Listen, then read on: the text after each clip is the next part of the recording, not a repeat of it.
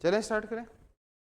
चलो बेटा, पिछले लेक्चर में अपन ने स्पेशल सीरीज चालू कर दिया था, तो अपन ने समेशन देख लिया, समेशन की प्रॉपर्टीज देख ली, समेशन के आउटकम्स देख लिए, और सबसे इंपॉर्टेंट क्या था, केथ टर्म मेथड देखा था। केथ टर्म मेथड में हमने देखा था कि कैसे हम किसी सीरीज के पैटर्न को ऑब्जर्व करके उसका केथ टर्म या जनरल टर्म लिखते हैं और फिर प्रॉपर्टीज ऑफ समेशन और आउटकम्स करके आंसर निकालते हैं। तो ये जो लेक्चर है इसमें अपन क्या करेंगे, मेथड ऑफ डिफरेंस। अब याद रखना ये सब एकदम स्टेप बाय स्टेप आता है। मान लो मैंने एपी पढ़ लिया, अब मान लो मेरे पास सीरीज आई, पता चला वो एपी भी नहीं है, पता चला वो जीपी भी नहीं है, तो सम तो निकाल नहीं पाऊंगा क्योंकि एपी जीपी के सम के तो डायरेक्ट फॉर्मूलेज एप्लीकेबल है। फिर मैंने वो देखा, अरे ये तो समेशन की क्वेश्चन भी नहीं है और आपसे ऑब्जर्व भी नहीं हो रहा। याद है केथ टर्म मेथड कब कर पाओगे आप, जब आप जनरल टर्म ऑब्जर्व ही नहीं कर पा रहे हो। तो ऐसे क्वेश्चन में अगला स्टेप क्या हो सकता है कि भाई हम मेथड ऑफ डिफरेंस ट्राई करें। अब देखेंगे मेथड ऑफ डिफरेंस, जिसको हम एमओडी भी कहते हैं, कब कब लगता है।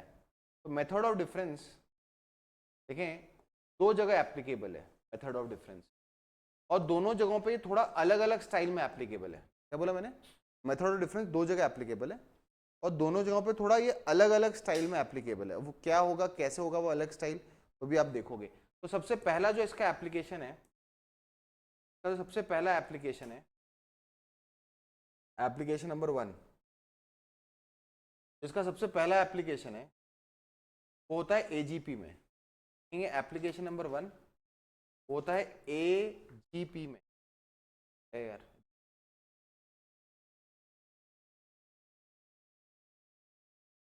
तो इसका सबसे पहला एप्लीकेशन है दैट इज एन एजीपी। बेटा what is the full form AGP, arithmo geometric progression. इसका फुल फॉर्म है अरिथो ज्योमेट्रिक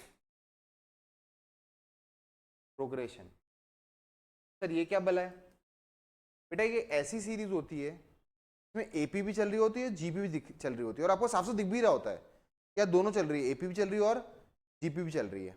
अब ना उसमें हम प्योर एपी का फॉर्म लगा सकते हैं ना उसमें प्योर जीपी का फॉर्म लगा सकते हैं। पर ऐसा कैसे हो सकता है कि सर एक सीरीज में एपी भी चल रही है जीपी चल रही है। तो एक छोटा सा एग्जांपल दे रहा हूँ, जस्ट फॉर एन एग्जांपल से लिखूँ 1 into 2 plus 3 into 2 square plus 5 into 2 cube plus 7 into 2 की power 4 and so on. Suppose ये अप टिल एन टर्म्स है।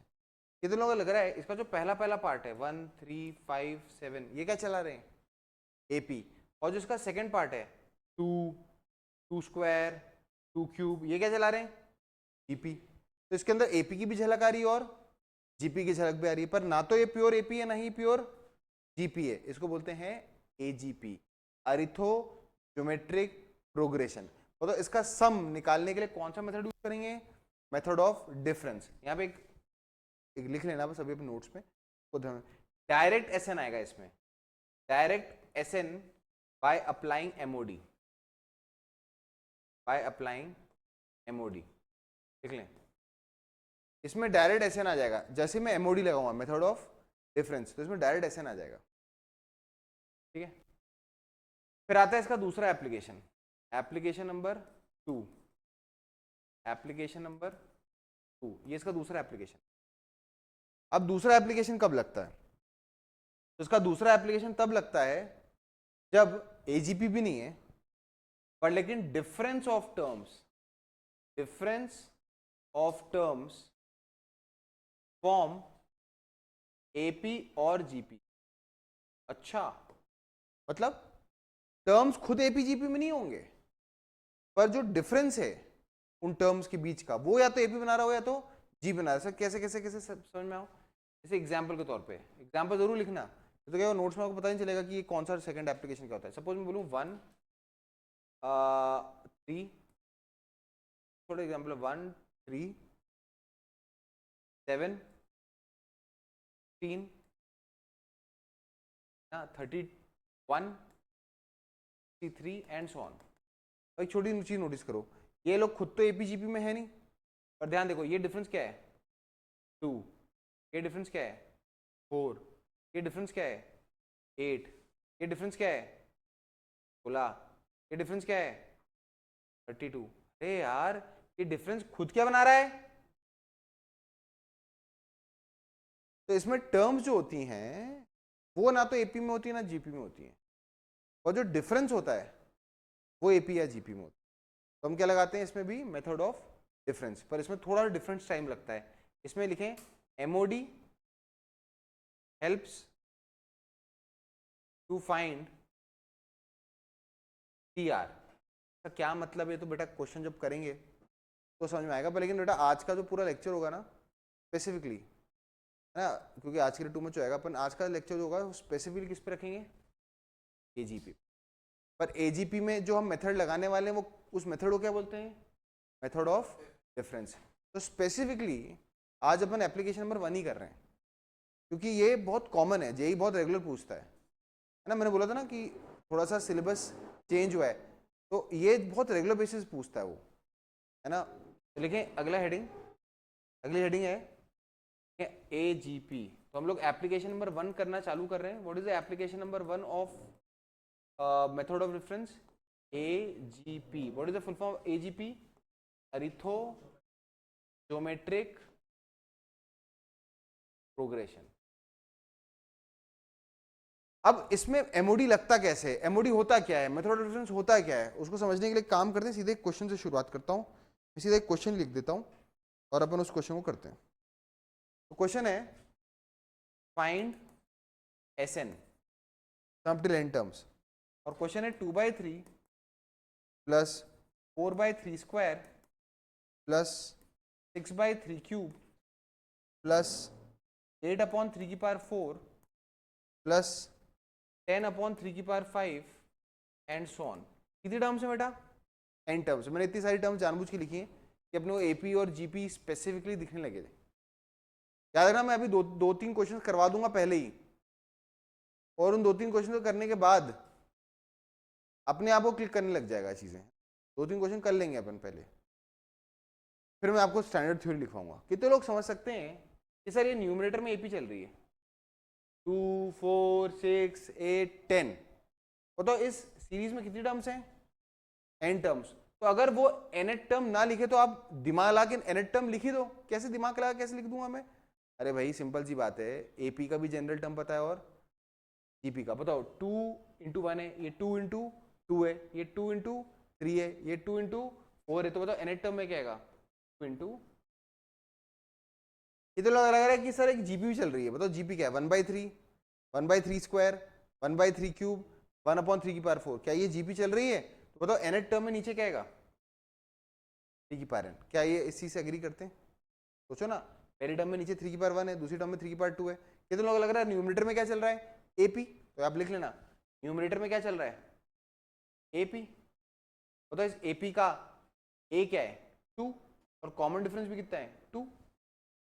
जबकि आप डिनोमिनेटर को देखो पर ओवरऑल एक जीपी भी चल रही है ना। बताओ जीपी की फर्स्ट टर्म क्या है, 1/3, और कॉमन रेशियो भी क्या है, 1/3। देखो ना 1/3, अगर मैं ऊपर के न्यूमरेटर को छुपा दूं तो 1/3, 1/3 स्क्वायर, 1/3 क्यूब।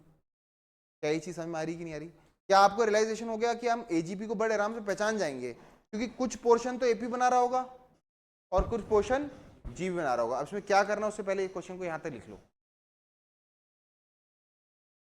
अब हमें करना क्या है इस तरह के क्वेश्चन में, उसके लिए यहां तक लिख लो इसको।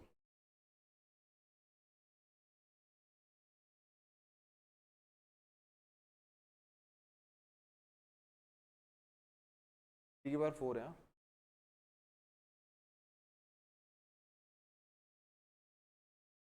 जो मैं कहने वाला हूं उसे ध्यान से सुनना। इस मेथड का नाम मेथड ऑफ डिफरेंस क्यों पड़ा है वो आपको समझ में आएगा। इस मेथड का नाम मेथड ऑफ डिफरेंस इसलिए पड़ा है क्योंकि उसमें डिफरेंस निकाल करना होता है। क्या करना होता है, डिफरेंस। सुनना, इस सीरीज को सीरीज नंबर 1 नाम देता हूं। याद है हमारा ऑब्जेक्टिव क्या निकालना है, एसएन। अब थोड़ी देर के लिए सुनना, जब वो प्रोसेस हो जाएगा तो आपको समझ में आएगा कि इसकी कलाकारी क्या थी। बताओ सिर्फ जीपी पे कॉन्सेंट्रेट करो, एपी को भूल जाओ थोड़ी देर के लिए। क्या इसके अंदर सिर्फ जीपी को देख सकते हो। बताओ इस जीपी की फर्स्ट टर्म क्या थी, 1/3, और कॉमन रेशियो क्या था, 1/3। तो जब भी आपके पास एजीपी आए, सुनना, जब भी एजीपी आए, जीपी के कॉमन रेशियो से सीरीज को मल्टीप्लाई करो। बोलो क्या बोला मैंने, जब भी एजीपी आए तो जीपी के कॉमन रेशियो से दोनों तरफ मल्टीप्लाई करो। तो जीपी का कॉमन रेशियो क्या है, 1/3।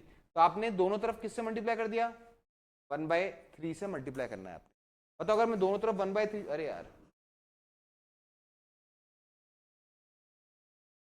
बताओ अगर मैं दोनों तरफ 1/3 से मल्टीप्लाई करता हूँ, कितनों की चीज समझ में आती है? दोनों तरफ 1/3 से मल्टीप्लाई करने पे ये क्या बन जाएगा? 1/3 SN जाएगा। बताओ ये क्या बन जाएगा भाई? अगर इस तरह 1/3 से मल्टीप्लाई करो, इधर भी सबसे 1/3 से, तो ये क्या बन जाएगा? 2/3 स्क्वायर, 2/3 स्क्वायर। पर उसको इसके नीचे ना लिखकर इसके नीचे खिसका के लिखना, थोड़ा खिसका के लिखना। तो ये क्या बन जाएगा? 4/3 क्यूब। अरे बेटा सब थ्रू आउट किससे मल्टीप्लाई किया है? ये जो इक्वेशन नंबर 1 है, पूरी इक्वेशन नंबर 1 को मैंने किससे मल्टीप्लाई किया है? 1/3 से, लेफ्ट में भी और राइट में भी। तो ये बन गया SN/3। ये पहली टर्म क्या बन गई? 2/3 स्क्वायर, उसको थोड़ा खिसका के लिख दिया। बताओ 4/3 स्क्वायर क्या बन जाएगा?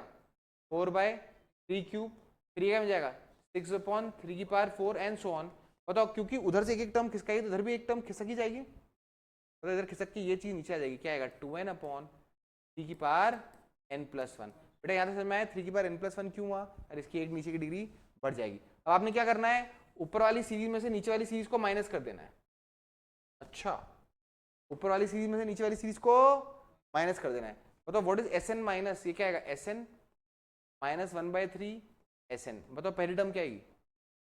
2/3, इसके नीचे तो कोई बचा ही नहीं। अच्छा बताओ यहाँ से यहाँ तक कितनी टर्म्स हैं? n terms. कितनी टर्म्स है यहाँ से यहाँ तक? n terms. बताओ ये क्या है?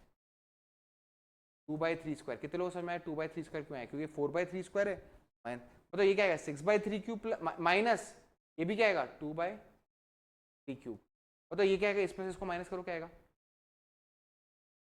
8 - 6 हो जाएगा ना, 2/4।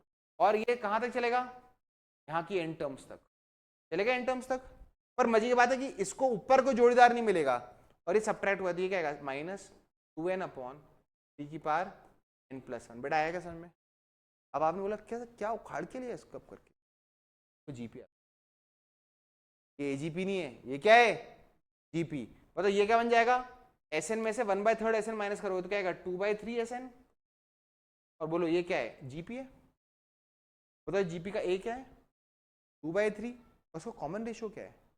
1/3। तो जीपी का फॉर्म लगा दिया, A 1 - R power n upon 1 - R। याद है जीपी का फॉर्मूला? A 1 - बोले तो common ratio R 1/3 power n upon 1 - R। ये तो यहाँ तक का सम हो गया और ये बेचारा अकेला छूट गया। ये क्या है? -2n upon 3n+1। बेटा समझ में आया क्या? आया बेटा समझ में? पर हमारा ऑब्जेक्टिव क्या है? SN निकालना। तो कितने लोगों को रियलाइज होता है इन सब में से 2/3 कैंसिल कर देता हूँ। 2/3 कैंसिल करूंगा तो लेफ्ट में तो SN बचेगा, यहाँ से भी 2/3 कट जाएगा। तो ये 2/3 तो कट गया और ये नीचे क्या आया? 2/3, वो 3/2 बन जाएगा। 3/2 ये क्या आएगा? 1 - 1/3 और यहाँ से भी एक 2/3 कट गया, तो ऊपर तो n बचा और नीचे एक 3 कम हो गया, तो क्या आंसर आ गया अपना? क्लियर है? तो बताओ एजीपी को, अभी पहला क्वेश्चन इससे थोड़ा सा ट्रिकी लग रहा है, अभी 2-3 क्वेश्चन करेंगे तब रट सा आएगा। बताओ एजीपी की पहचान बड़ी आसान है। एजीपी का जब भी क्वेश्चन आएगा तो एनएट टर्म सोच के लिख लेंगे। फिर क्या करना है? एजीपी तो है पर जो जीपी चल रही होगी उसके कॉमन रेशियो से दोनों तरफ क्या करना है? मल्टीप्लाई। और फिर ऊपर वाली सीरीज में से नीचे वाली सीरीज को क्या कर देना है? माइनस। बस याद रखना एक एक टर्म खिसकानी, उधर से खिसकाओगे इधर भी एक टर्म खिसक जाएगी। फिर इसके बाद जब आप सब्ट्रैक्ट करोगे तो आपके पास या तो एपी आ जाएगी या तो इनफैक्ट जीपी आएगी। हमेशा क्या आ जाएगी? ये जीपी। यहाँ पे जीपी का सम लगा देना। अभी एक और क्वेश्चन करेंगे, लिख लें फटाफट इसको कैसे हुआ है।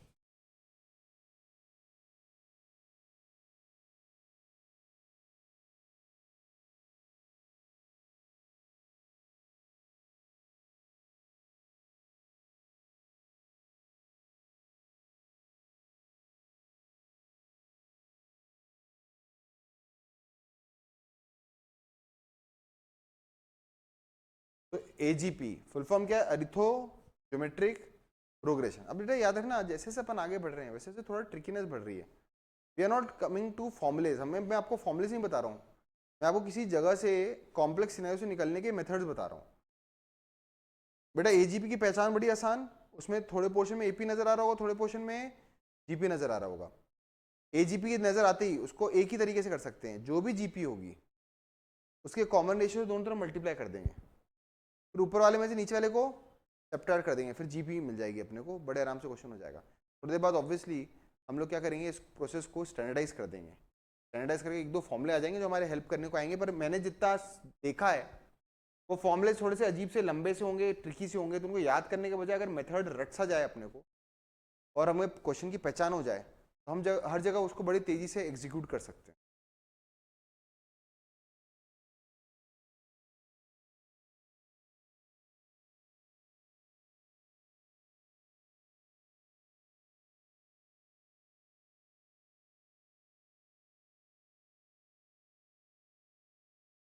अगला क्वेश्चन एकदम जेई स्टाइल का है। अगला क्वेश्चन एकदम जेई स्टाइल का है। क्वेश्चन लिखें। क्वेश्चन है evaluate the following. Evaluate question है फाइंड सम, एस निकालना है, एस का नाम एस दे रखा है। के इज इक्वल टू 1 से लेकर 20 यहाँ के अपॉन 2 की पावर के। के इज इक्वल टू 1 से लेकर 20 के अपॉन 2 की पावर। सबसे पहले बात तो क्वेश्चन को देखकर अभी एजीपी की फीलिंग नहीं आ रही है। एजीपी फीलिंग आएगी तब तो इसको एक्सपैंड करोगे, तो के को 1 डालूंगा तो क्या आएगा 1/2, के को 2 डालूंगा तो क्या आएगा 2/2 स्क्वायर, के को 3 डालूंगा तो क्या आएगा 3/2 क्यूब, के को 4 डालूंगा तो क्या आएगा 4/2। अरे सर आ गई फीलिंग। तो लास्ट क्या आएगा 20/20। कितने लोगों को रियलाइज हो रहा है ऊपर न्यूमरेटर में क्या चल रहा है, एपी। ऊपर न्यूमरेटर में एपी चल रहा है, बताओ एपी का फर्स्ट टर्म क्या है 1 और कॉमन डिफरेंस क्या है 1, और जीपी में क्या चल रहा है 1/2 स्क्वायर। बताओ ये जो जीपी चल रही है इसका कॉमन रेशियो क्या है 1/2। हम क्या करते हैं तो एस लिख देंगे, तो पहले एज इट इज लिख देंगे 1/2 2/2 स्क्वायर 3/2 क्यूब 4/2 की पावर 4 एंड सो ऑन। मतलब लास्ट टाइम हमने लिखी थी, इसको अपन इक्वेशन नंबर 1 मानेंगे। तो क्या करते हैं इस इक्वेशन को, इस इक्वेशन 1 को किससे मल्टीप्लाई करेंगे जीपी के कॉमन रेशियो से, जीपी के आर से। व्हाट इज जीपी का आर 1/2 से मल्टीप्लाई करेंगे तो ये क्या बन जाएगा 1/2 एस। पर लेकिन लेफ्ट में मल्टीप्लाई किया तो राइट में भी तो हर एक टर्म से मल्टीप्लाई करना पड़ेगा 1/2 को। तो ये क्या बन जाएगा 1/2 स्क्वायर। उसको 1/2 स्क्वायर को इसके नीचे नहीं लिखा, थोड़ा खिसका के लिख देंगे, उससे फर्क तो पड़ेगा नहीं। 1/2 स्क्वायर ये क्या बन जाएगा 2/2 क्यूब, क्या बन जाएगा 3/2 की पावर 4 एंड सो ऑन। इसके नीचे कौन आएगा 19/2 की पावर 20, और ये वाली टर्म खिसक जाएगी 20/20। क्या ये चीज समझ में आई? ये तो लोग मालूम है यहां से लेकर यहां तक कितनी टर्म्स हैं 20, यहाँ तक कितनी टर्म्स हैं 20। ये थोड़ी खिसक गई आगे। अब क्या करेंगे, मेथड ऑफ डिफरेंस का नाम ही इसलिए पड़ा है कि ऊपर वाली सीरीज में नीचे वाली सीरीज को क्या कर देंगे माइनस। तो अपने पास क्या आएगा s minus half S is equal to, इसके नीचे तो कोई है ही नहीं तो ये 1/2। क्या देखो बेटा what is 2/2 square minus 1/2 square 1/2 square. What is 3/2 cube minus 2/2 cube, अरे यार 1/2 क्यूब। ये तो बताओ व्हाट इज 4/2 की पावर 4/3, ये भी 1/2 की पावर। ये कब तक चलेगा यहां तक, जब तक जोड़ियां होंगी। बताओ यहां से यहां तक कितनी टर्म्स हैं 20 टर्म्स, पर ये बेचारी साइड में खिसक गई थी 2/पर। What is s minus s/2 s/2। कितने लोग लग रहा है ये क्या चल रही है जीपी, जो मैंने बोला था। बताओ जीपी की पहली टर्म क्या है 1/2 a। बताओ कॉमन रेशियो क्या है 1/2 और नंबर ऑफ टर्म्स कितनी है 20। बेटा ये क्या किया मैंने जीपी का फॉर्मूला लगा दिया -20। इसलिए इस स्टेप तक आने से पहले अपने को एपी जीपी इन सब के फॉर्मूले अप्लाई करने बहुत अच्छी तरह आ जाने चाहिए। क्लियर है? देख लें इसको सिंप्लीफाई करते हैं। अभी हमारे पास एस ने आया नहीं है, एस अभी हमें इवेलुएट करना है, सो डोंट वरी इवेलुएट करते हैं।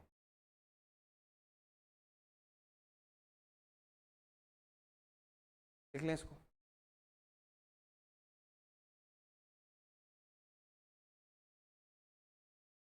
याद है ना अपने को एस निकालना है। बताओ इसको थोड़ा सिंप्लीफाई करते हैं। ये क्या आएगा, ये आएगा s/2, अभी s/2 रहने दो। ये आएगा 1/2, ठीक है 1 माइनस 1/2 की पावर 20। नीचे 1 माइनस 1/2 भी 1/2 हो जाएगा ना, 1/2 से 1/2 कट जाएगा। और ये क्या आएगा 20/2 की पावर 21। तो अपने पास आएगा क्या, s/2 इक्वल टू 1 माइनस 1/2 की power 20 minus 20 minus 20 upon power. ठीक है, अब इसको थोड़ा सिंप्लीफाई करते हैं, ये s/2 रहने दो, याद है ना s निकालना है। 1 माइनस 1/2 कितना लग रहा है, यहाँ से भी एक 2 कैंसिल कर दो, तो 10/2 की पावर 20 होगा। बेटा ये स्टेप समझ में आया, यहाँ से एक 2 और यहाँ का एक 2 कैंसिल कर दिया, तो नीचे 21 2 थे तो 20 ही 2 रहेंगे। अरे सर दोनों का बेस सेम हो गया, ये क्या है, s/2 is equal to 1 minus 11/2 की पावर 20। सर 2 से मल्टीप्लाई कर दो, तो s की वैल्यू क्या आएगी, 2 माइनस 11/2 की पावर 19। तुम्हारा मन करे थोड़ा और सिंप्लीफाई करना, s की वैल्यू एलसीएम लोगे तो क्या आएगा, 2 की पावर 20 माइनस 11/2 की बनाए। वैसे ज़्यादा सिंप्लीफाई करने की जरूरत नहीं है, just leave the question here itself.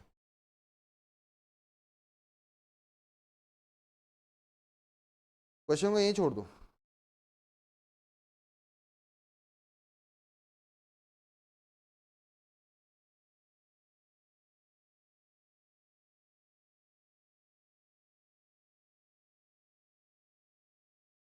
ठीक है, अब एक ही याद रखना,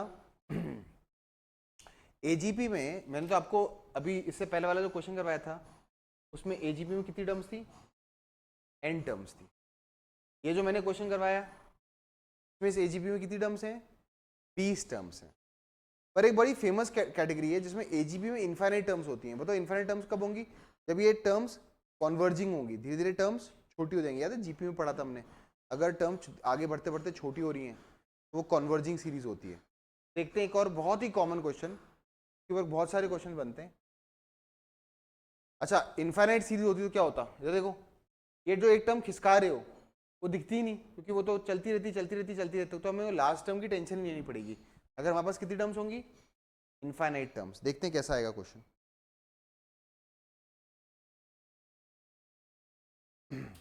करें अगला, देखें, इवैल्यूएट। क्वेश्चन है इवैल्यूएट, अपनों निकालना है एस इन्फिनिटी निकालना है। क्या है सीरीज, 1 प्लस 2/5 प्लस, एक काम करते हैं एकदम से थोड़ा चेंज कर देता हूँ question, 2/5 plus 3/5 square plus 4/5 cube plus so on कहाँ तक, इन्फिनिटी तक।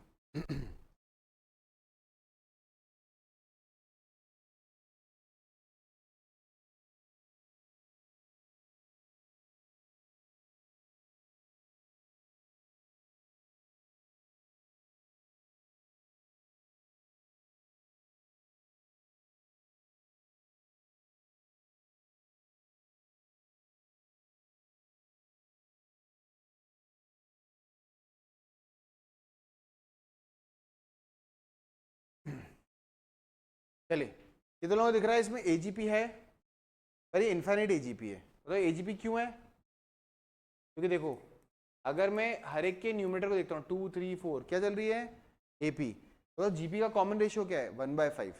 तो आप क्या करोगे, इसमें लास्ट टर्म तो लिख नहीं सकते हो क्योंकि इसमें तो इनफाइनाइट टर्म्स हैं और लिखना भी नहीं है। कितने मालूम इसमें एक एक टर्म खिसका भी देंगे तो कोई ज़्यादा फर्क पड़ेगा नहीं, और आखिरी टर्म लिख के फायदा भी नहीं है क्योंकि जैसे जैसे आगे बढ़ रहे हैं टर्म्स बहुत छोटी होती आ रही हैं, कॉन्वर्जिंग है नहीं है, तो टर्म्स बहुत छोटी होती आ रही हैं, तो एंड की टर्म तो बहुत ही मिनिस्क्यूल होगी। बताओ क्या करेंगे, इसको इक्वेशन नंबर 1 नाम देंगे, फिर क्या करेंगे, इसको इक्वेशन नंबर 1 को किससे मल्टीप्लाई कर देंगे, 1/5 से।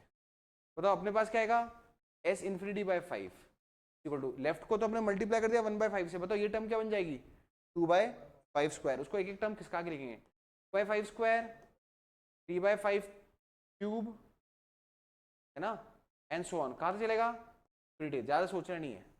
अब ऊपर वाली सीरीज में से नीचे वाली सीरीज को क्या कर देंगे, माइनस। तो लेफ्ट साइड में क्या आएगा, s infinity minus s infinity. बेटा s इन्फिनिटी को ऐसे ही लिख देता हूँ अभी, हाँ s इन्फिनिटी लिखे जा रहा हूँ, s माइनस s/5, ठीक है। ऊपर से क्या आएगा, 2/5। बताओ what is 3/5 square minus 2/5 square, 1/5 square. Very good बेटा, 1/5 square. What is 4/5 cube minus 3/5 cube, 1/5 cube. ये क्या आएगा, 1/5 की पावर 4, और ये कहाँ से चलेगा, इन्फिनिटी तक। ठीक है सर, बताओ ये 5 है, हाँ 5 है। तो ये कितना आएगा 4s/5 और ये क्या आएगा 2/5 plus 1/5 square plus 1/5 cube plus 1/5 up to infinity. अब ध्यान से सुनना मैं क्या बोलने वाला हूँ। ये जो 2/5 है थोड़ा सा ऑड वन आउट है। तो अपने पास क्या है 4, हमें s निकालना याद है ना, s/5 ये 2/5 को छोड़ दो। कितने लोगों को इस 2/5 को छोड़ दो, इसको देखो ध्यान से, कितने लोगों को ये इनफाइनाइट जीपी नजर आ रही है? तो इस इनफाइनाइट जीपी का पहला टर्म क्या है 1/5 स्क्वायर और कॉमन रेशियो क्या है 1/5। What is s infinity of a GP? a upon 1 minus r और वैसे कॉन्वर्जिंग है। a क्या आएगा 1/5 square upon 1 minus r, r क्या है 1/5। तो यहाँ से अपने पास क्या आएगा 4/5 s is equal to 2/5 plus, बेटा एलसीएम लेते हैं, यहाँ 1/25 आएगा 1/25 और नीचे क्या आएगा 4/5, एक 5 कट जाएगा, एक 5 कटेगा तो याद रखना ये 5 इंटू 4 ही आएगा, देख लेना 5 इंटू 4 आएगा, देख लेना कैसे। अरे इसका एक 5 बचेगा और ये 4/5 है। मतलब थ्रू आउट 5 काट दें, हाँ सर काट दो ना 5। अपने पास 4s कितना आया 4s आया 2 प्लस 1/4, यहाँ से 4s की वैल्यू कितनी आई 9/4, यहाँ से s की वैल्यू कितनी आएगी, इसकी वैल्यू क्या आएगी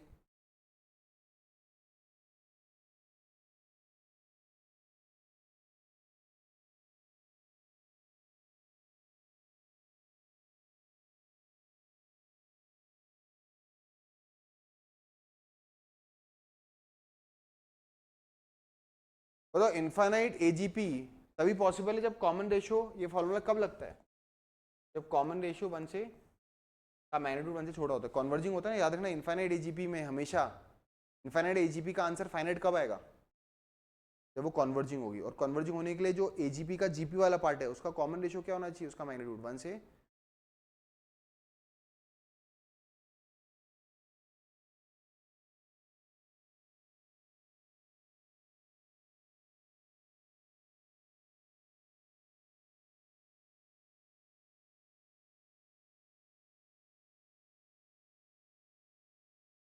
तुम्हारे मॉडल में से एक क्वेश्चन उठाता हूँ।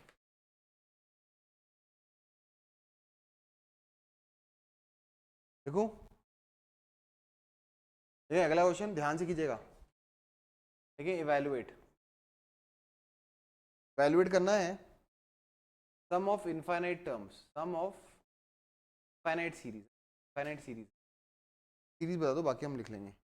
It is 4 plus 8/3 plus 12/3 square plus 3/3 cube and so on. Obviously कहाँ तक है इन्फिनिटी तक। दिस इज योर C17 है तुम्हारे मॉड्यूल में ना 17। चलो देखते हैं बेटा, पहले इस सीरीज को क्या नाम दे दो S करें, सीरीज का नाम दे दो S।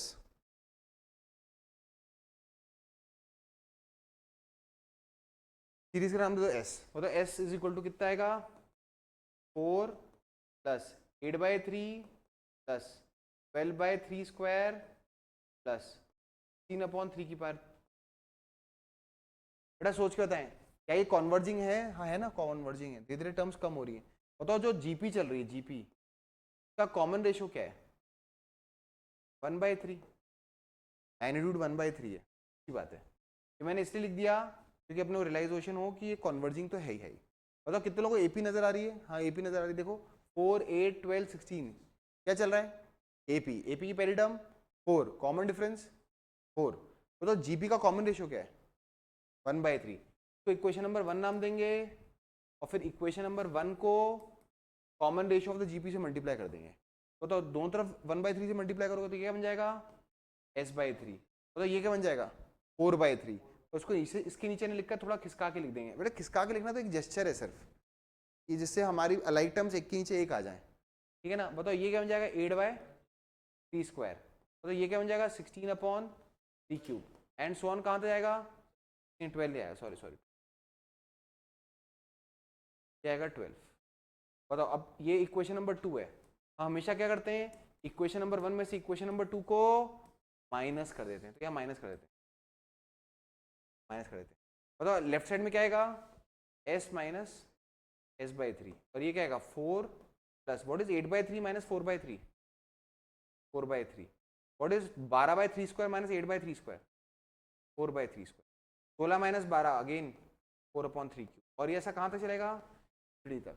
मतलब लेफ्ट साइड में क्या आएगा 3s, 3s नहीं आएगा 2s आएगा ना, ये 3s माइनस s आएगा 2s बाय 3, मतलब 4 कॉमन निकाल लो, क्या हो जाएगा 1 plus 1 by 3 plus 1 by 3 square plus 1 by 3 cube, अब टिल कहाँ तक, इन्फिनिटी तक। ये तो लग रहा है ये 2 तो कैंसिल हो जाएगा। फाइनली अपने पास आएगा क्या, अपने पास आएगा s डिवाइड बाई 3, 2 तो है ही। ये तो लग रहा है ये क्या है सर, इनफाइनाइट, बताओ इसका a क्या है 1, और कॉमन रेशियो क्या है 1/3। बताओ इनफाइनाइट जीपी का सम का फॉर्मूला क्या होता था, a अपॉन 1 माइनस आर, क्या आएगा a इज 1 ना अपॉन 1 माइनस आर बाई 3। बताइए ये क्या आएगा s बाई 3 इक्वल टू कितना है 2 इंटू कितना आएगा 3/2 आ जाएगा ना, बढ़ जाएगा। बताओ फ्रॉम हियर s की वैल्यू क्या आएगी 9, देखना ऑप्शंस में है क्या 9 है ना ऑप्शन में, क्या बेटा समझ में आ रहा है। पर याद है ना इनफाइनाइट एजीपी का क्वेश्चन तभी आएगा जब जीपी का कॉमन रेशियो का मैग्नीट्यूड 1 से छोटा होगा, नहीं तो कन्वर्जिंग नहीं होगी, कन्वर्जिंग नहीं होगी तो फिर तो आगे चलते हुए टर्म्स ही बहुत बड़ी रहेंगी, फिर तो फाइनाइट आंसर आएगा भी नहीं। अब जेई ने क्या किया, इसका उल्टा पूछा, देखिए जेई किस तरह का क्वेश्चन पूछेगा। तो हम taking question of infinite GP itself, और उसने क्वेश्चन थोड़ा उल्टा पूछा। करें स्टार्ट, चलिए क्वेश्चन क्या था वो देखेंगे। क्या हूँ क्या लिख लिया क्या बेटा, इसको लिख लिया, क्वेश्चन है लिखें, if s is equal to 3 plus 5r plus 7r square up till infinity and s is equal to s is equal to 44/9, find r। Question he reverse कर दिया। कितने लोगों को लग रहा है इसको देखकर बताओ ये कैसा है, ये क्या है, ये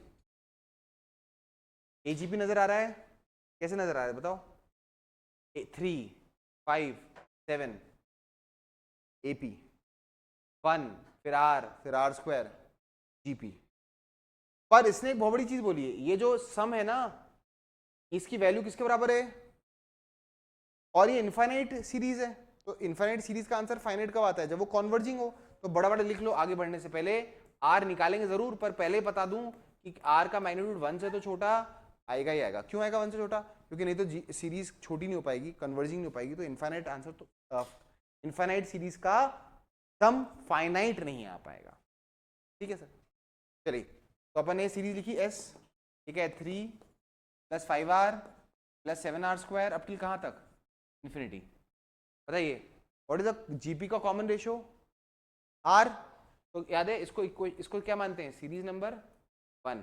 फिर क्या करते हैं, जो भी सीरीज है उसको किससे मल्टीप्लाई कर देंगे, कॉमन रेशियो से। बताओ what is the common ratio here r से मल्टीप्लाई किया, तो बताओ ये क्या बन जाएगा r s, और ये क्या आएगा, यहाँ पे भी सब टर्म्स r से मल्टीप्लाई होंगी।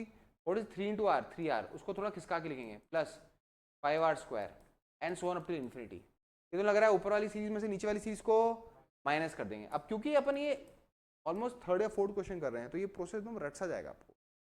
आज अपन एप्लीकेशन नंबर 1 ही कर रहे हैं एजीपी, क्योंकि ये जेई का बड़ा फेवरेट एरिया है ना, जेई एजीपी तक क्वेश्चन बहुत रेगुलर बेसिस पूछते हैं। तो अपने पास क्या आएगा एस माइनस माइनस आएगा ना, minus r s s equal to क्या आएगा, यहाँ से कुछ बचा नहीं 3, यहाँ क्या आएगा प्लस 2r, ये क्या आएगा 2r स्क्वायर, ये क्या आएगा इन्फिनिटी।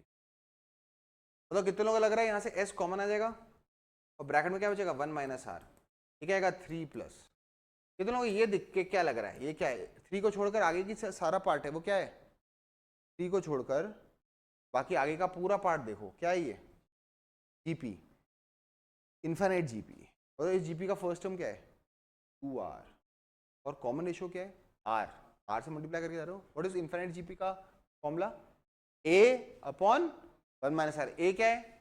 2r, और 1 माइनस आर मतलब 1 माइनस आर तो रेशियो। बट मजे की बात यह है कि इसने क्वेश्चन में s की वैल्यू हमें दे रखी है। तो s की वैल्यू क्या दे रखी है? 44/9। तो अपन एक ही स्टेप में दो काम करते हैं। एक तो s की वैल्यू डाल देते हैं यहाँ पर, क्या है? 44/9। तो ये क्या आया? 1 माइनस आर। तो सिंप्लीफाई करो, यह क्या आएगा? 3 माइनस 3r और प्लस 2r, तो 3 माइनस आर आ जाएगा बेटा, है ना? कर लेना सिंपल। फिर अपन थोड़ा क्रॉस मल्टीप्लाई करते हैं, कुछ कैंसिलेशन तो हो नहीं रहे। 44 1 माइनस आर का होल स्क्वायर आ जाएगा, और यहाँ क्या आएगा? 9 इंटू 3 माइनस आर आएगा। सो देख लेना, इधर क्रॉस मल्टीप्लाई हो जाएगा। अच्छा, इतने बिंदास तरीके से क्रॉस मल्टीप्लाई क्यों करते हो? क्योंकि आर की वैल्यू 1 तो है नहीं, तो डिनोमिनेटर 0 तो होने सरा। क्लियर है? ठीक है सर, आगे बताओ। इसको एक्सपैंड करते क्या आएगा? 44 1 plus are square minus 2r, और ये कितना आएगा? 27 माइनस 9r। इसको एक्सपैंड करते हैं, यहाँ से क्या आएगा? 44 आर स्क्वायर, बढ़िया है। यहाँ से क्या आएगा? Minus 88 r plus 44 is equal to कितना आएगा? 27 माइनस 9r। ठीक बेटा, सिंप्लीफाई करके बताओ क्या आएगा? सिंप्लीफाई करके बताओ क्या आएगा? 44 आर स्क्वायर तो दिख ही रहा है, बताओ व्हाट इज? ये माइनस 88 आ रहा है और ये माइनस ना आ रहा है, हो जाएगा तो क्या जाएगा? प्लस, क्या हो जाएगा? माइनस 79 आएगा ना, माइनस 79 आर। बताओ ये 27 हो जाएगा, कितना हो जाएगा? 14 और 3 17 हो जाएगा ना, प्लस 17 इज इक्वल टू 0। देखो ना 17 ही बचेगा ना, 44 में से 27 जाएगा, 17 बचेगा। आ गया क्या यहाँ तक? लिख लें इसको। अब बताओ आर की कितनी वैल्यूज एक्सपेक्ट कर रहे हैं हम? 2, क्योंकि आर में क्या बन चुकी है? क्वालिटी। पर भूल मत जाना, ये सारी चीज़ों में मैग्नीट्यूड ऑफ आर 1 से छोटा होना चाहिए। तो मुझे थोड़ी सी फीलिंग आनी चाहिए कि मैं सॉल्व करूँगा, आर की 2 वैल्यूज आएंगी, उन आर की 2 वैल्यू में से एक वैल्यू को निगलेक्ट करना पड़ेगा, क्योंकि इनफाइनाइट एजीपी है, तो magnitude of r should be less than 1, तो आर आ जाएगा मेरे पास। प्लीज लिख लें, तो अपन इसको सॉल्व करते हैं। क्वार्टिक है, फिट इन द मिडटर्म हो जाएगा मेरे ख्याल से। 44 क्या होता है? 11 इंटू 4 देखो करके देखो, स्प्लिट इन द मिडटर्म होता है क्या? हो जाए तो बहुत अच्छी बात है, नहीं तो शीत धराचार्य लगाना पड़ेगा ना अपने को।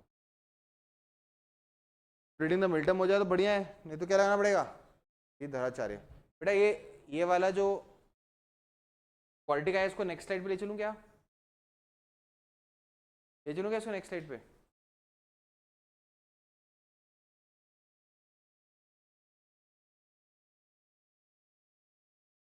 चले आगे नहीं, हाँ अगले स्लाइड पे ले आए। चलो आप बताओ क्या आएगा, है ना? 44 4 इंटू 11 होता है, और 17 4 इंटू ये कितना हो गया? 68, और 68 और 11 हो गया, कितना आएगा? 44 आर स्क्वायर माइनस 68 आया ना, 68 r minus 11 r plus 17 equal to 0। यहाँ से क्या कॉमन निकलेगा बेटा? 4 आर, क्या बचेगा? 11 आर माइनस 17, यहाँ से क्या निकलेगा? -1, क्या बचेगा? 11 r minus 17 is equal to 0। यहाँ से क्या आएगा? 11 r minus 17 to 4 r minus 1 is equal to 0। तो यहाँ से आर की वैल्यू क्या आएगी? 17/11 या फिर 1/4। बताओ इसमें किसको निगलेक्ट करना पड़ेगा? 17/11 को, क्योंकि इसका जो मैग्नीट्यूड है वो 1 से बड़ा है, और हमारी पूरी कहानी इस बात पे निर्भर है, हमारे सारे फॉर्मूले इस बात पे निर्भर हैं, ये कॉन्वर्जिंग होना चाहिए। इसका क्या मतलब है? आर की वैल्यू क्या आई? 1/4, and that was the question. Clear है? तो सर एक काम करो, अभी तक तो आपने सिर्फ क्वेश्चन ही क्वेश्चन करवाए, जरा स्टैंडर्डाइज कर दो। चलो स्टैंडर्डाइज करते हैं।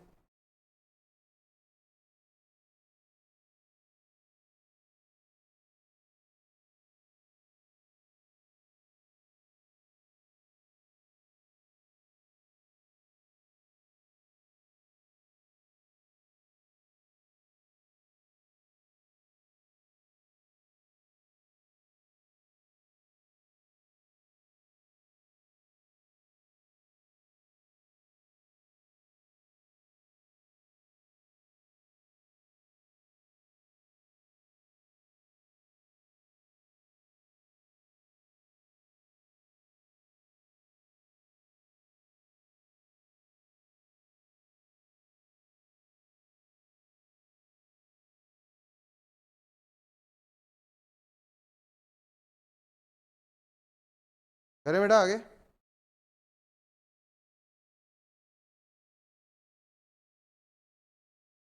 अब ऐसा कोई जरूरी नहीं है कि हमारा जो सीरीज है, एक छोटा सा क्वेश्चन में सोच ज़्यादा करवा दूँ कि जनरली जितने भी अभी तक अपन ने क्वेश्चन किए सब कॉन्वर्जिंग ही थे, कि इसको छोड़ दिया जाए तो आर निकालना। देखो 1/3 कॉमन रेशियो 1 से छोटा है, 1/5 कॉमन रेशियो 1 से छोटा है, 1/2 कॉमन रेशियो 1 से छोटा है। ऐसा हर बार जरूरी नहीं है। यहाँ 1/3 था, कॉमन रेशियो 1 से छोटा था, ऐसा हर बार जरूरी नहीं है। ऊपर भी हो सकता है, ऐसी बात नहीं है, याद रखना ये चीज़। It can happen the other way around also. तो लिखें एजीपी की जनरल थ्योरी। बताओ एजीपी दिखने में कैसा होगा? ए कुछ चेंज कर देते हैं, एक्स प्लस ए प्लस डी 2 से एक्स स्क्वायर। थोड़ा मतलब एकदम तो नहीं लिख पाऊंगा एपीजीपी, पर आपको धीरे धीरे फीलिंग आने जाएगी। कितने लोगों को रियलाइज हो रहा है ऐसा चल रहा है। और अगर मेरे पास ये लिमिटेड टर्म्स है, मान लो एन टर्म्स हैं, लास्ट टर्म क्या है कि a plus n minus 1 d into x की पावर एन। कितने लोग समझ गए कि जो मैंने येलो में लिखा है that is the GP part, कितने से मल्टीप्लाई करके बढ़ रहे हैं? एक्स। और जो मैंने व्हाइट में लिखा है वो that is the AP part, A plus D, A plus 2d। अब थ्योरी लिखवा रहा हूँ, समझा तो मैं पहले ही चुका हूँ। तो ऐसे सारे क्वेश्चन में हम क्या करते हैं, इसको इक्वेशन नंबर 1 मानते हैं।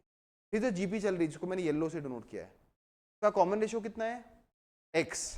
तो ऊपर वाले पूरे इक्वेशन को किससे मल्टीप्लाई करते हैं? एक्स से, जो कि कॉमन रेशियो आर है। आर भी लिख सकता था, मैं थोड़ा डिफरेंट कर दिया। तो इक्वेशन नंबर 1 को पूरे को किससे मल्टीप्लाई कर दो? एक्स से। आर भी लिख सकते थे, बात नहीं। ये क्या बन जाएगा? X S, x into S हो जाएगा ये। और ये क्या बन जाएगा? एक्स से ये भी पूरा मल्टीप्लाई होगा। और लेकिन इसको ए जब एक्स से मल्टीप्लाई करूंगा क्या करूंगा? ये क्या बन जाएगा? ए एक्स स्क्वायर। तो थोड़ा खिसका के लिखूंगा, क्या समझ में आ रहा है? हर बार यही करना है। तो क्या बन जाएगा? ए एक्स स्क्वायर। तो इसको एक्स से मल्टीप्लाई करूंगा तो क्या बन जाएगा? A plus d x cube. और इस तरह सब चलते रहेंगे तो ये वाली टर्म जो थोड़ी आगे खिसक जाएगी तो क्या बन जाएगा? A plus n minus 1 d into x की पावर एन प्लस 1। ये क्या होगा? Equation number 2। हर बार मुझे इस चीज का ध्यान देना होगा कि यहां से यहां तक कितनी टर्म्स हैं? N terms. फिर क्या करना है? हर बार ऊपर वाली सीरीज में से नीचे वाली सीरीज को माइनस कर देना। अब पहली टर्म को नीचे जोड़ीदार नहीं मिलेगा, लास्ट टर्म को ऊपर जोड़ीदार नहीं मिलेगा। और जब करोगे तो क्या आएगा? 1 minus x to s is equal to, ये तो अकेला आएगा ए एक्स प्लस, इधर देखो ये भी एक्स स्क्वायर, ये भी एक्स स्क्वायर, तो इसमें से इसको माइनस करोगे तो ए कट जाएगा, तो क्या आएगा? D x square. क्या ये समझ में आ रहा है? ए प्लस 2d में से ए प्लस डी माइनस होगा क्योंकि एक्स क्यूब तो कॉमन आएगा, तो क्या बचेगा? D x cube. अगला क्या आएगा? डी एक्स की पावर 4। ऐसा ब्रैकेट में कितनी टर्म्स होंगी? एन टर्म्स, यहां से लेकर यहां तक। और फिर ये टर्म अकेली छूट जाएगी, पर ये माइनस हो चुकी है ऑलरेडी। ये क्या होगा? A plus n minus 1 d into x की power n plus 1। From here ये आएगा एस, एस निकालना है। बताओ कितने लोगों को राइज हो रहा है? ये एक ऑड वन आउट है, तो सब में डी है, ये ऑड वन आउट है। इसको लिख देते हैं ए एक्स अपॉन कितना? 1 माइनस एक्स। बताओ ये ब्रैकेट में कितनी टर्म्स थी? एन टर्म्स, उसमें से एक ऑड वन आउट है, तो बची हुई कितनी टर्म्स हैं? N minus 1 terms. इन सब में से क्या कॉमन निकल आएगा? डी एक्स स्क्वायर कॉमन निकल आएगा। जब डी एक्स स्क्वायर कॉमन निकल आएगा तो बचेगा क्या ब्रैकेट में? अच्छा, इस सबको 1 माइनस एक्स से डिवाइड कर दिया है, ये 1 माइनस एक्स से डिवाइड भी हो रहा है। तो कॉमन बचेगा क्या? 1 plus x square and so on up to कितनी टर्म्स? N minus 1 terms. याद रखना थ्योरी इतनी इंपॉर्टेंट नहीं है, थ्योरी में फॉर्मूला लिख दें, पर हमने जो असलियत में करना है वो तो मैंने आपको पहले ही बता दिया है। तो ये इकलौती नेगेटिव टर्म बचेगी, पर इसको भी किससे डिवाइड करना पड़ेगा? 1 माइनस एक्स से। तो क्या आएगा? A plus n minus 1 d upon कितना? 1 माइनस एक्स इंटू एक्स की पावर क्या आएगा? N plus 1। कितने लोगों को लगता है ये एपी की लास्ट टर्म है? एक तरह से एपी क्या है? लास्ट टर्म है। एनीवेज, तो एस का फॉर्मूला क्या बनेगा? It is a x upon 1 minus x. बताओ यहाँ क्या आएगा? प्लस डी एक्स स्क्वायर, नीचे ब्रैकेट में क्या है? 1 माइनस एक्स। बताओ ये जीपी है ना?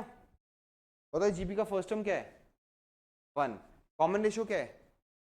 एक्स।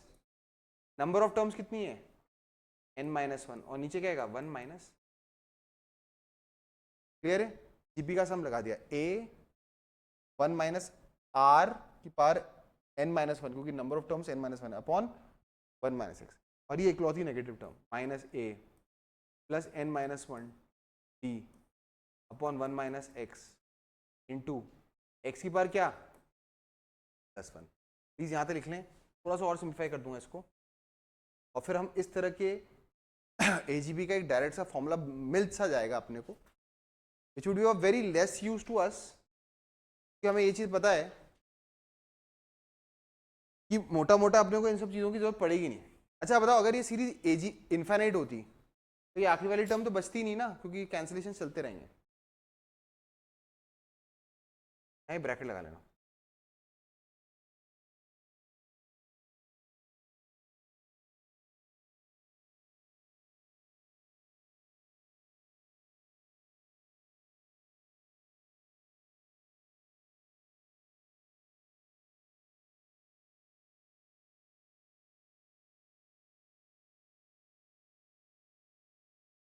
अब तो इसको थोड़ा सिंप्लीफाई करके यही लिख लो, ठीक है, ए एक्स अपॉन 1 माइनस एक्स, ठीक है, डी एक्स स्क्वायर अपॉन, ये मैं इसको थोड़ा सिंप्लीफाई करके लिख देता हूँ।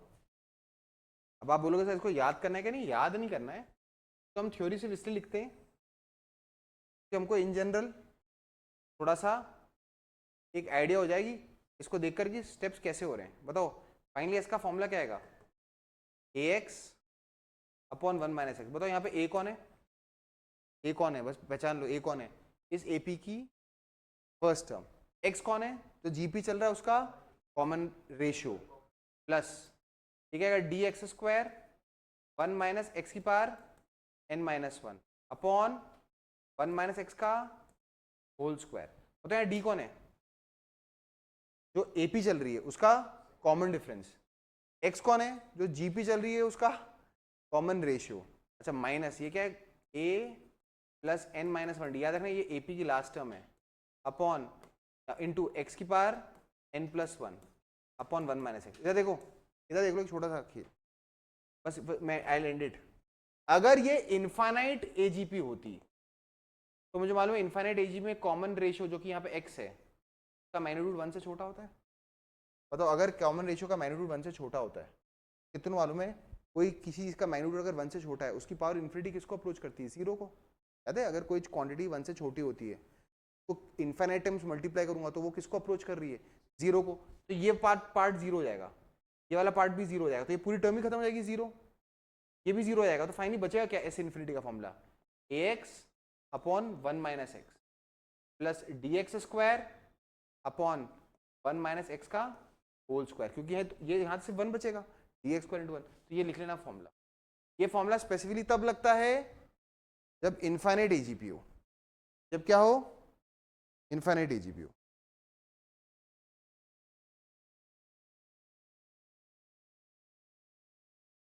अगर मेरे पास इनफाइनाइट एजीपी हो, और इनफाइनाइट एजीपी का formula is much better to remember, it's much better to remember कि अपने को इनफाइनाइट एजीपी का फॉर्मूला याद हो जाए।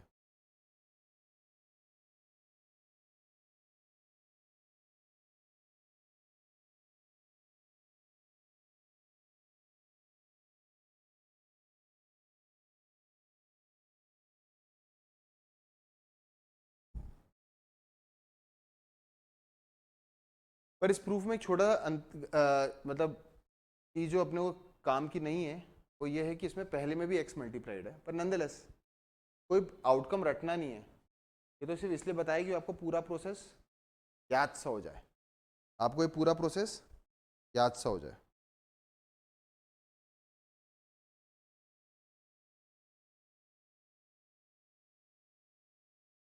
तो बिफोर वी एंड